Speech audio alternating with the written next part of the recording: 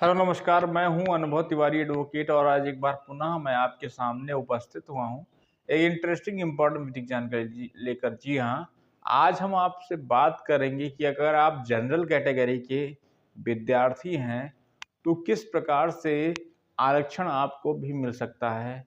क्या आपकी क्राइटेरिया होनी चाहिए, क्या कहाँ आवेदन करें जिससे आपको आरक्षण मिल सके। सारी जानकारी मैं इस वीडियो में दूंगा, लेकिन उससे पहले अगर अभी तक आपने हमारे चैनल को नहीं सब्सक्राइब किया है तो सब्सक्राइब कर लीजिए, बेल आइकन प्रेस कर लीजिए जिससे आने वाली वीडियोस की जानकारी आपको मिल सके। वीडियो पसंद आए लाइक करिए, ना पसंद आए बिल्कुल डिसलाइक करिए। इस वीडियो को ज़्यादा से ज़्यादा अपने मित्रों रिश्तेदारों में अवश्य शेयर करिए जिससे उनको जानकारी मिल सके।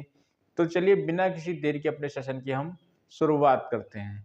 तो जैसा आप लोग जानते हैं कि भाई हर कैटेगरी में, चाहे वो एससी कैटेगरी हो, चाहे एसटी हो, चाहे ओबीसी हो, सभी को कॉन्स्टिट्यूशन में यानी संवैधानिक रूप से अधिकार भी मिले हैं और आरक्षण भी, रिजर्वेशन भी मिला है।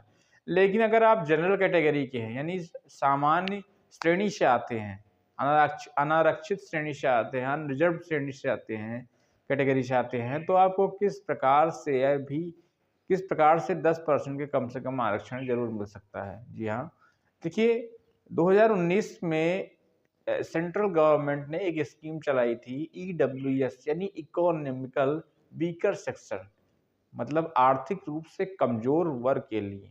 कमजोर वर्ग, सामान्य वर्ग, ठीक है। तो उनके लिए 10% रिजर्वेशन का प्रावधान था। उनके लिए ईडब्ल्यूएस के लिए अलग से सीटें नौकरी के लिए होती हैं। जो भी कैंडिडेट ईडब्ल्यूएस होते हैं यानी इकोनॉमिकल वीकर सेक्शन से होते हैं, उनके लिए 10% आरक्षण उन सीटों पर मिलता है।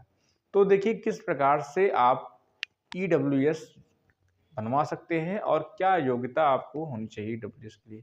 देखिए सबसे पहले जान लीजिए कि ईडब्ल्यूएस उन्हीं व्यक्तियों या उन्हीं अभ्यर्थियों के लिए प्राप्त होता है जो आर्थिक रूप से कमजोर होते हैं। क्योंकि भाई ऐसा तो है नहीं कि एससी में ही सब कमजोर होते हैं, एसटी में ही सब कमजोर होते हैं। भैया मतलब जो है, कहने का मतलब है कि जनरल कैटेगरी के लोग भी कमजोर की श्रेणी में होते हैं। भाई किसी के घर कोई सुविधा भी नहीं होती है, कोई जो है किसी के घर मकान आवास की भी सुविधा नहीं होती है, या फिर खेत नहीं होते हैं, या फिर उनके पास ज़्यादा बड़ी नौकरी नहीं होती है, प्राइवेट सेक्टर से काम चलाते हैं। तो ऐसा नहीं है कि ईडब्ल्यूएस मतलब जो है जनरल कैटेगरी के लोग पूरी तरीके से परिपूर्ण ही होते हैं, ऐसा बिल्कुल नहीं कहा जा सकता है। और किसी भी कैटेगरी के लोग पूरी तरीके से परिपूर्ण नहीं होते हैं। सभी कैटेगरी में अच्छे लोग भी हैं यानी अमीर लोग भी हैं और गरीब लोग भी हैं। तो उसी प्रकार से ईडब्ल्यूएस आपको तभी मिलेगा जब आपके पास कुछ योग्यताएं होनी चाहिए। यानी आपको आपके पास जो है 2 हेक्टेयर 1.5 हेक्टेयर से अधिक खेत नहीं होने चाहिए। अब 1.5 हेक्टेयर आप समझते ही हैं कि अगर आप जो है यूपी से हैं तो लगभग कह सकते हैं कि लगभग 4 बीघे जो है लगभग 6 बीघे, 1.5 हेक्टेयर मतलब 6 बीघे पक्का लगभग खेती आपके पास नहीं होनी चाहिए, तब आपको आरक्षण मिल सकता है। और आपको आपका जो है मकान फ्लैट अगर हो तो 1000 स्क्वायर फीट से अधिक नहीं होना चाहिए, या फिर आपका जो है मकान हो तो वो अधिक एरिया में नहीं होना चाहिए। ये सारी चीज़ें होती हैं। और आपको बनवाना कैसे है, आप किसी एक लॉयर को हायर कर लीजिएगा, और नहीं हायर कर रहे तो उसमें एक आप चाहिए स्टेशनरी से, जो तहसील में स्टेशनरी होती है वहाँ पर आप ईडब्ल्यूएस का फॉर्म ले लीजिए। फॉर्म के साथ आपको एक एफिडेविट भी लगाना चाहिए पड़ेगा। उसके बाद आप जो है तहसीलदार के कार्यालय में उसको दे दीजिए।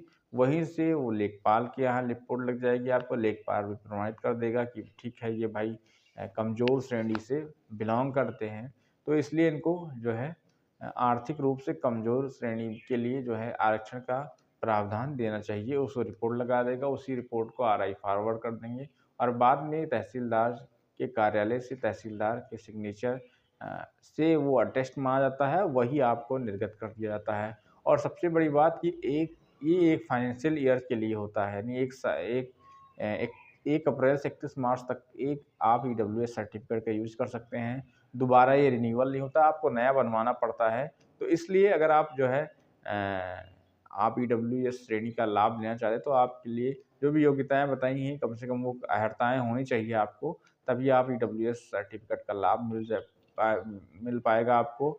और अगर ये जानकारी आपको अच्छी लगी हो तो ज़्यादा से ज़्यादा इस वीडियो को शेयर करिएगा उन व्यक्तियों तक जो अभी तक नहीं जानते हैं किस प्रकार से अनारक्षित यानी जनरल श्रेणी के भी लोग आरक्षण का 10% आरक्षण का लाभ उठा सकते हैं। एक नए टॉपिक में हम फिर मिलेंगे, तब तक के लिए नमस्कार।